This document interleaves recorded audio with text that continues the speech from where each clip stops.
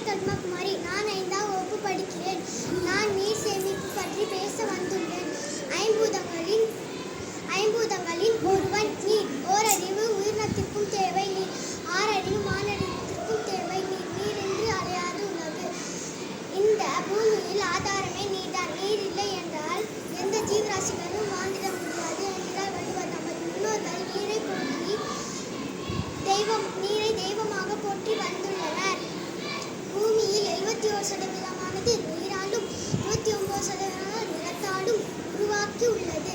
பூமியில் உள்ள நீரில் 97.5% உப்பு நீராக உள்ளது.